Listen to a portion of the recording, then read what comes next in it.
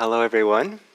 Very nice to be here, and hearing about the potluck next week. I'm looking forward to coming.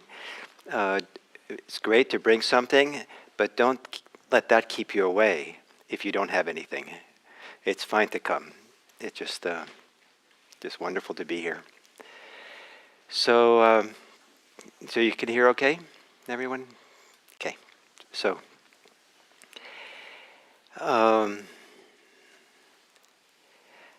I thought I would describe to you a sequence that can be a reference point for how to meet anything, how to be in the middle of whatever is happening. And it can be used in meditation. It can be used when meditation is going to help you deal with the challenges of life.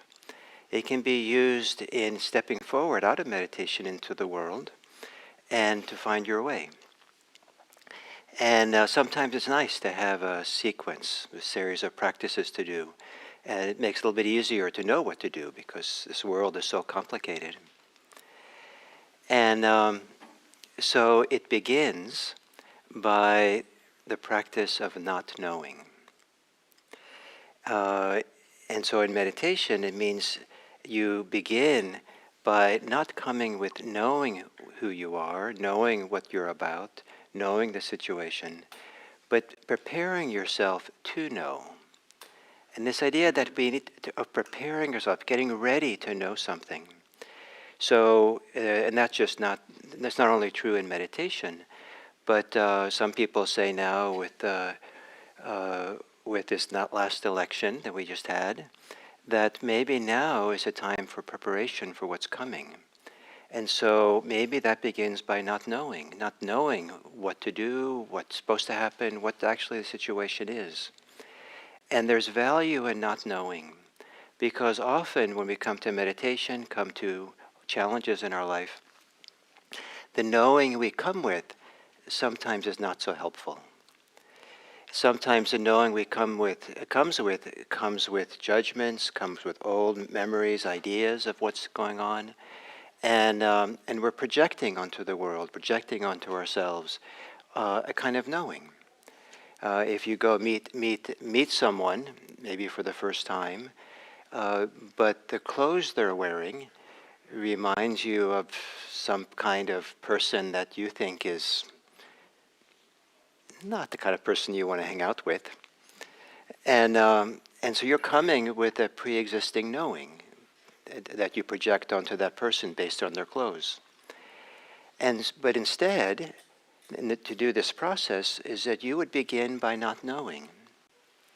Who is this person? Let me not carry with me my old associations. Let me find a way to clear my eyesight, clear my hearing, to find out who is this? What is this? Let me not know. Let's not begin by knowing. Let me begin by not knowing. And not knowing then in meditation can involve relaxing. I wouldn't underestimate the tremendous value of relaxation, of calming, of settling, because when we're not relaxed, when we're not calm or settled, there is an agitation or a tension that is squeezing or pushing some of the projections, some of the prejudices, some of the preconceived ideas that we bring with us. It's kind of like, if you squeeze a toothpaste, tube, when the cap is off, it's just going to keep coming out. And so if you're tense, something's going to keep coming out, pushing, and kind of a compulsion sometimes to think certain ways or be certain ways, feel certain things. And there's something about relaxing, softening, gentling, settling, calming, that stops that kind of pushing of our ideas, pushing of our prejudice and preconceived ideas and our projections of what's going to happen, so that we can come into a deep state, a healthy state of not projecting, not assuming, not associating, not coming with prejudice, preoccupations, but showing up fresh, new, with new eyes. And I call that the practice of not knowing. So we prepare ourselves. And if it's in meditation, I don't know how long you have to prepare yourself to meditate. To the next steps, that's up to you. But maybe it's a few minutes, maybe it's longer. If you could do a day long like some of us did yesterday, maybe it's the first 2 meditation sessions that has this flavor to it. If it has to do with international world affairs, and you're the one who's supposed to solve them, that preparation might be much longer to really kind of clear your mind, clear your heart, to be ready to really do the next step. And the next step is to discover. Now this is the place where you get to know. But now you're here to discover what's right here, discover something new, discover without the lenses of prejudice or preconceived ideas that we tend to bring, prejudged ideas. And so now look carefully. What is here? What's happening? So in meditation, how are you right now? What's actually going on here and now? It's not an easy thing to stop and do, because for some of us, the mind keeps spinning. It's thinking about things, thinking about our issues, thinking about the future, fantasizing, doing something that stands in the way of really checking in with ourselves. And in meditation, one of the, I think, very profound aspects of meditation is a chance to meet yourself, to really meet yourself in a deep, intimate, close way, to discover what's here. And not only to meet yourself and do that discovery, but to find a way to meet yourself that comes out of this not knowing, but is respectful, is kind, is caring for this person. Just like we hope we would be that way in meeting someone else. That we meet someone, we are there to be present, to respect, to be kind, to get to know them well. Yesterday I talked about my experiences in life with meeting people, sometimes with handshakes. And I once met a candidate for president many years ago. And I think I was behind a little fence or something, and the candidate was walking down and shaking hands. And so I thought, oh, good, I get to shake this person's hand. And as soon as the person's hand touched mine, the candidate was already looking over to the next person. And there was this limp hand.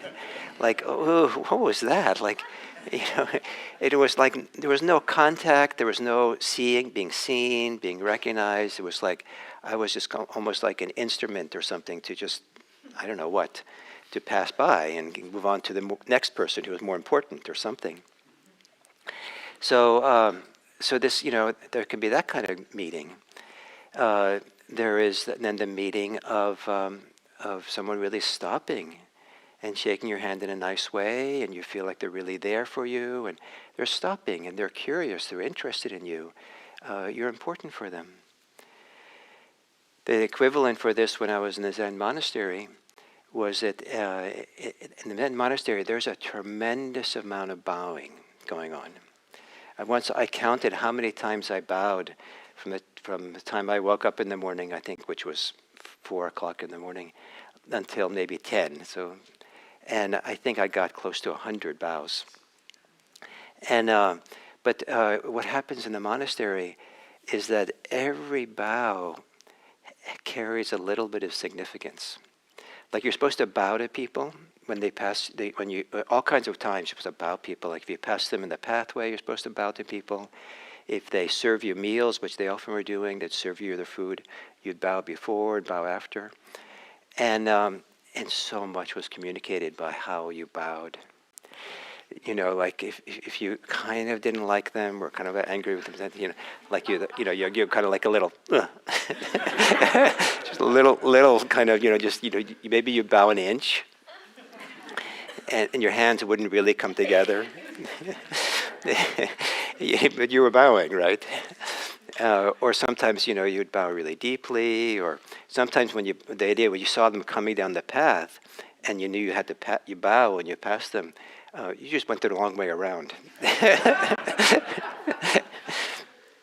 So there was a lot of things that got conveyed through these bows. So it was part of the richness of the monastery was to study and see all these things that were involved with bowing that highlighted who we are, what was going on in the moment. So how do you meet yourself? How do you bow to yourself? The meeting is really important. So first not knowing, and then meeting yourself, discovering. Meeting and discovering being the same thing here. Really discover what's here and the layers of what's here. And I'm surprised sometimes that, after the election for me, there was layers of emotions. And I had maybe the first recognition that I felt dismay or something. And that was strong enough.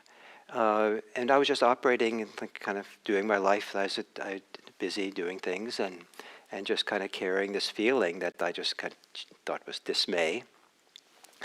And but then when I sat to meditate, then I saw, oh, there's layers here. There's fear. There's for me a little different than fear is alarm. There is anger. There is all kinds of things.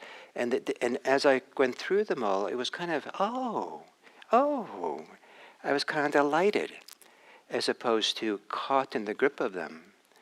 Because that's what happens when you start with not knowing. If you start with knowing, then you fold what you discover into that preconceived ideas, preconceived attitudes, preconceived judgments, and it's a lot more difficult. The advantage of not knowing, and you feel yourself, what's going on. Oh, look at that. There's fear. Who would have guessed? But how you meet is so important. So, there's fear. This needs attention. This needs care. This needs kindness. So there's a process of discovery. Discovery of what's happening with your thinking, what you're thinking about. More deeply than that, maybe, what you're feeling, what the emotions are. More deeply, that sometimes is deep underground kind of attitudes with which we carry ourselves into the world. And so as we relax and calm, we start going through the layers and start meeting more and more parts of who we are. And in different days, we meet different parts of ourselves. As different days, there's different things to meet here. And so two people meditating at the same time might have radically different experiences of meditation because they're coming from different events in their life or different things that they're concerned with, and they're meeting different things. And because of that, meditation, mindfulness serves a different function for them because of what their need is, given what's happening. So that comes to the third. So not knowing, discovery, and then the third one is the gift. The gift. What's the gift here? And then that's an odd thing to do, to ask, what's the gift here? And part of the gift can be, what's the gift you have to offer? How do you, like if you're sitting in meditation, what's the generous thing to do here to yourself? Maybe this is a time when you do loving kindness. That's the gift. Maybe this is the time that you really now say, okay, now is the time to be my own companion. I'm going to companion my anger. I'm going to companion my fear. Just like a good friend you might take a walk in the park with them, and they're mostly just there to accompany you through your grief. And it's just so good to have someone there accompanying you who's not going to fix you and not going to judge you and not going to say, aren't you over by now? We've been talking about your grief for 5 minutes. It's enough already. We have to talk about the warrior scores. That doesn't work. You really just accompany your friend. So you accompany yourself. That's a gift that we can do for ourselves. And we don't know how long that's needed. until we go through it. At some point you feel, oh yes, something releases, something lets go, something opens. Maybe the gift is freedom. And this is kind of the calling card of the Dharma, freedom. And so what's the gift of freedom here? And it might be that you give your fear freedom. You give your anger freedom. You give your love freedom. You give your patience freedom. You give freedom to what's here. Maybe even you give freedom to your thoughts. Maybe that's what's needed, is not resist your thinking, not try to change it, not to judge it and be horrified by it or whatever. But and maybe also what's not needed is to keep fueling it, participating in it. But there's a whole other way of giving freedom to your thinking mind, where you get out of the way. And so the compulsivity, the pushing of the toothpaste tube is stopped. You give freedom to your tube to just be a tube without you, squeezing the life out of it. And so this freedom. And I love the idea that the word emotion comes from has the word motion in it. The E is a Latin prefix that means out, so moving out. All emotions are moving out, or all emotions should be in motion. But we get stuck. We resist, we hold on, we get tight, we get somehow afraid, we get alarmed. A lot of things that kind of keeps the gears inside from moving. And so the idea is, how do we give freedom to our emotional life? Liberate your grief. Liberate your anger. Not to get rid of it, but rather to let it flow freely. Because in certain circumstances where you're not participating in the grief, not participating in the anger, but you're giving it freedom, it has a chance to evolve and flow and heal and do what it needs to do. It has a chance to give you the message that it wants you to hear. And so let it free. And I think one of the greatest places in the world, at least for me, there's two great places for me, for really giving freedom to my emotional life, is in meditation, where I know I'm not going to punch someone out. It's safe, so I can feel my anger. Just let it flow and move through me. And then to discover something new about it, to see what happens. It might be that there's a relaxing then with the anger, or opening up of something. And maybe underneath the anger, it turns out there's fear. And so then, oh, that's interesting. Underneath the fear, there might be love even.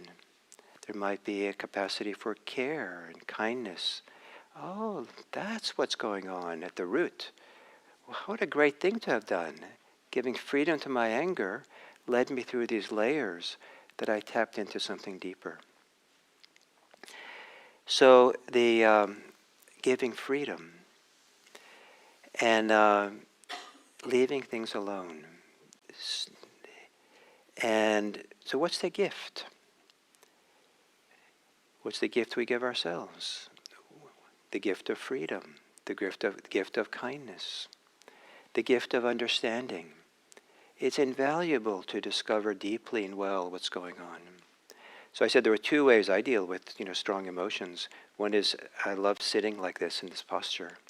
And the other is I love going for hikes. Go alone in the mountains and go for long hikes. And that also just lets it flow. And there's a different way that it flows when I'm walking. Because when I walk, I let my mind think what it wants to think. In meditation, I kind of stop thinking. And it's valuable to let the mind just flow. But because I'm walking, I don't get caught in my thoughts. They stay, I kind of constantly not letting go of them, but kind of staying limber, loose, kind of staying unattached to them. And they just kind of flow and flow. And that helps this process also, because thinking and emotions have a wonderful synergy. And so there's something important about how they work together to see deeply what's going on. So the gift, and just asking yourself that question, what's the gift here? And I say that with the intentional idea that there's two kinds of gifts. What's the gift you want to give, since you're the one meeting yourself or meeting the world? And what's the gift of this situation to you? What is there to learn? What is it to be? What is there to be changed? What is it to be transformed? What is there to be received? And so from yourself or from the world. And so sitting in meditation and saying, what's the gift here? What's the gift of fear? Have you ever asked yourself that? Or you just, afraid and that's good enough? No, what's the gift of fear? What's the gift of anger? What's the gift of love? What's the gift of respect? What's the gift of compassion? What's the gift of mindfulness? What's the gift of presence? What comes out of it for you? What's the message? What's the attitude? What's possible through it?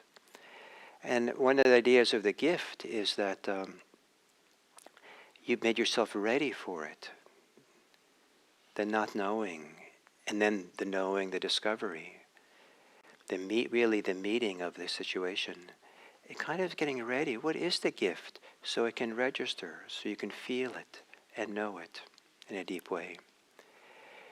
And the gift of setting an emotion free inside is that maybe now you have confidence that you don't have to be caught in the grip of the emotion. You've learned that it's okay, there's a possibility of having strong emotion, but not be glued to it, not be entangled with it, not be defined by it, identified with it. But just, it's almost like, wow, there's fresh air, there's breathing room here. By giving it freedom in the context of mindfulness, there's breathing room. That's the gift. Who would have known? What's the gift? And what's the gift that you want to offer the situation? So, not knowing, discovery, and then what's the gift? And then this third step is to, after the last step of this process, is what do you want to bring with you now? What do you want to be different now, having done this process? How do you want to be different? How do you want to live differently? How do you want to act differently? And what have you learned that has shown you something that, yes, I want to be different in some way? Without a desire to be different, you might stay stuck. Simply the willingness and the openness to be different loosens something, loosens it like lubricates the gears, so something can move and change again. If you don't want to change, well, good luck. I mean that in two ways. One is, then you really won't change some of the ways you're stuck so easily. And the other is, yeah, good luck, you'll change anyway. We're always changing, but if you're stuck in something, you might change for the worse. If you're stuck in your anger and resentments, and that's what you're churning away in, and you're not going to give it up, and you continue feeding that and living in that, it just gets worse and worse. Something gets kind of debilitating or drained out of us. We're always changing, and we could be involved in having some choice over what change we allow for ourselves, what change we want to, how we want to change, by asking it the question. Having gone through this process, now what? What would I like out of this? Maybe that first step was so impactful relaxing, they say, oh, I want to be careful that I don't tense up. I want to be careful and to bring that more of this calming into my daily life. Maybe I'll set a timer for on the hour to remind myself to pause for 10 seconds and relax. Maybe that's how you want to change. Maybe the second step was impactful. It was like eye-opening to stop and take a look and see what's going on and to learn. And you say, I think I need to do this more often.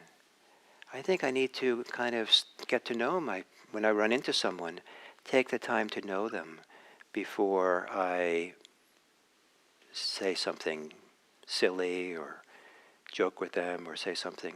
I've told the story many times of a friend of mine showed up and I just was immediately kind of silly and said something, only to find out that I think his best friend had just died.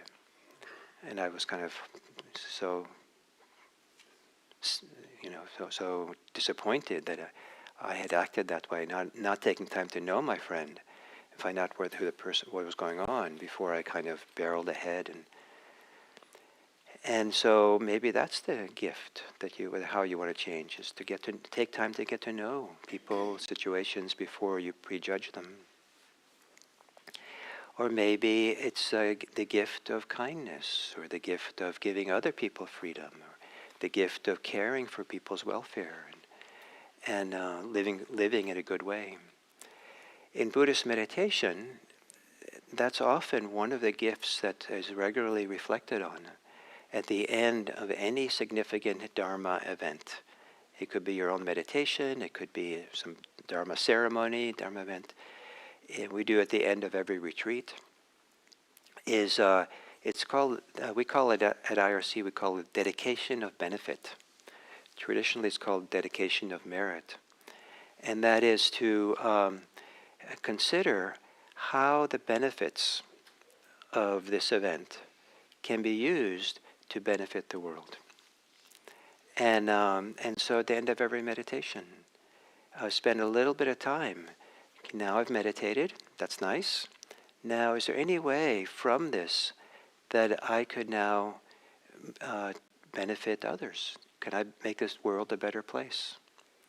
And if you get a big no because you're overwhelmed and exhausted, then maybe it's simply, I'm just going to sympathize with other people who are exhausted. I can at least do that. Commiserate with them. Maybe that's nice for them to know that they're recognized and understood. But what is it? How is it that coming out of meditation that you can be different, that you can change? And in the Buddhist tradition, this idea of living for the benefit of others is done for your own benefit, partly. Because there's something about not living for the benefit of others that actually limits us. It's kind of being closed down or being shut down, or the heart's not really open. Something is being clouded over. And the idea is to step forward in the world with no limitation. And if we're unlimited in our freedom, I think it's a natural thing to delight in people, to love people, to care for people, to want this world to be a better place. If we don't do this process and we're caught in fear, caught in anger, then there's a danger that what we spread into the world is more fear, more anger. I'm very much struck that moved to feel like it's a profound thing that if a parent lives afraid as they raise a young child, the child learns the world is a frightening place. And is that the best way to raise a child? To have that anxiety? So a parent, I hope, really takes this idea seriously in order to want to change, to not be spreading more fear into the world, but to do so with sincerity and honesty and authenticity, maybe during this process.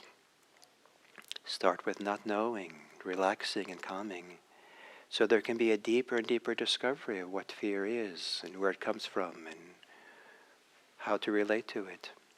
So that maybe there's a discovery of how the gift would be to give that fear freedom. Or as I like to often say, our big, huge task with chronic fear is to help the fear feel safe. Help the fear feel safe. That's what it most wants. A young child who's afraid mostly wants to be held. So this is safe now. You're here. It's okay now. You're safe with me. Let me give you a cookie. And they just feel like they're protected a little bit. Our fear is that way also. So the gift would be help that fear feel safe inside of us. Safe from what? Most likely it's from you, because of how we relate to it. And so how do you want to change so the world is a better place? And one of the ways to really make the world a better place is to do this process over and over again. To meditate, to practice, to clarify, to open up, discover the gifts of what it is to be a human being, and bring those gifts into the world. And that's so, as I said in the beginning, so that's true in meditation, and it's true for not only international events of the cosmic events in this cosmos we live in, that we can do this process of not knowing, which is also a preparation to be ready to do something. Then discovery, meeting ourselves, asking the question, what's the gift? And what's the gift to offer? What's the gift to receive? And then how to go from here in a different way to benefit the world, benefiting yourself. How do you want to change? How do you want to be different? And then go forth into the world. And you'll probably forget about it very quickly. So we do it again and again. And so in meditation, you can do this 4-part process. You could do this 4-part process talking with a friend. Let's go through this 4-part process. Let's not know here first. Then let's discover. Let's talk together. What's the gift here? And how do we want to change? We could do it slowly. We could journal about it. We could spend days on each step if it's a really big thing in our life that we don't know about. So if this interests you and seems like a nice 4-step process, I think it's a wonderful kind of thing to live by, and a wonderful way of orienting yourself in this life. And it's kind of a reframing of the basic Buddhist practice of mindfulness, which is a profound process. And this is one way of understanding this process. Not knowing, discovery, the gift, and then living differently, going forth. So we have a few minutes, and any comments, questions, clarifications, anything anybody would like to?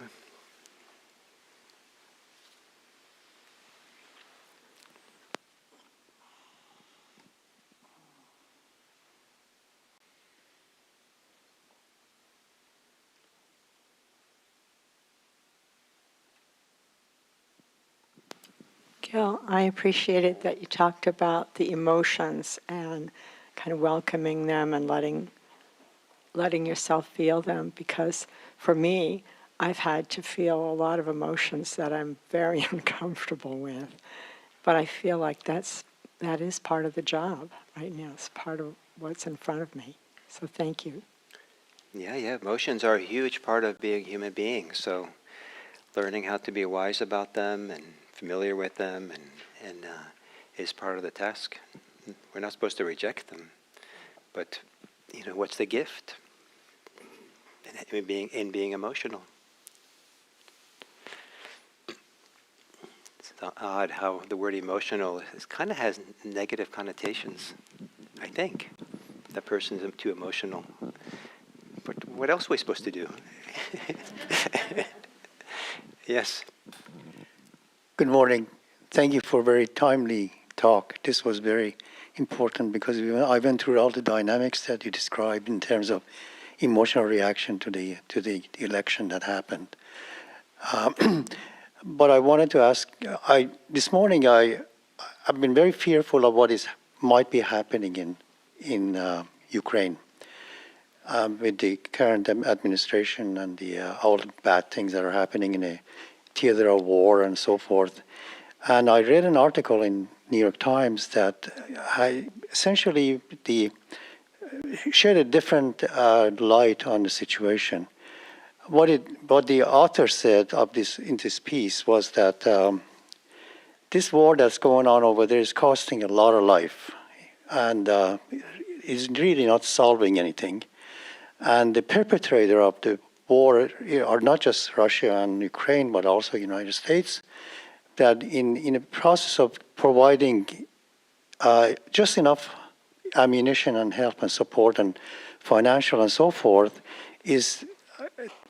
we are trying to diminish Russia. We are trying to make Russia smaller in the process without helping Ukraine win the war. So the very fact that this present administration is planning to potentially, this is a part of not knowing, is potentially might be aiming to really bring this war to a conclusion, but not in the terms that we have favored, in terms of Ukraine winning and getting their territories back and all that, but lots of compromise that will make Ukraine much, much smaller, potentially, but at least it stops the bloodshed and all these horrible things that are going on in the upcoming winter, and all the grids are essentially coming down and so forth. So that gave me a different thought. Maybe I was wrong in really having a prejudice or preconceived notion that there's only one desirable outcome.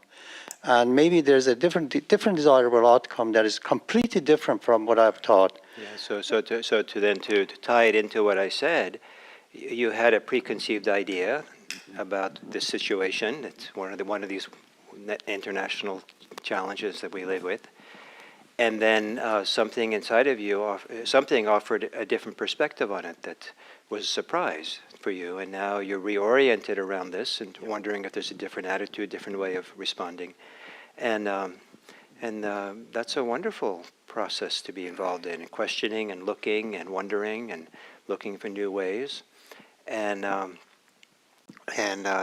art of it all, especially in a room like this and meditating and all that, is to offer these words without trying to offer the truth, without saying this is now the new truth, but rather this is part of this discovery process that we're all in, and you've now contributed a little piece to it, and you also contributed this wonderful fact that it freed you up. It kind of loosened something for you, and which allows you to go through this process in an even better way, because now you can relax even more and discover even more what's going on and see.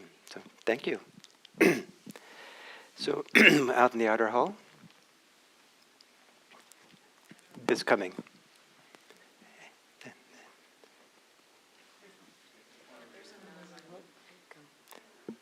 Push the button and hold it like a rock star. Thank you, Gil. This was really so wonderfully timely. One of the things I've been to manage the whole anxiety and stress and of what happened in the election for me is horrifying, is I've been telling myself it's going to get worse before it gets better. And I wanted to get your thoughts about that, because to me, in reflecting on what you talked about, that it's not that, in a way, it's not knowing, but it's all way also kind of saying it is knowing, right? Well, I'm reconciling that it may get worse and before it gets better. And I just wondered what you thought about that. Is that really being unknowing, or is it not? Well, I don't know. Probably I'm not going to ask the question directly the way, in terms of how you asked the question. It just seems to me that for a lot of us who are not in the middle of the political world, where there's a lot more information going on, that we're partly in this phase of not knowing and getting and discovery, and it's a matter of really discovering. And so, if you have this idea that things will get worse before they get better, that's a very big generalization, and it might be that some things get worse and some things get better, and so it's important maybe to make that distinction. If we generalize about the state of everything as one single thing, then we come to one conclusion. But if we have the ability to tease apart where there's benefits, where there's harm being done, maybe it's possible to support the benefits, how things are going to get better, and somehow then contend. Then we're in a better position to contend about how things get worse. And chances are, no matter who was going to win the election, it would have been that way. Some things will get better, some things will get worse.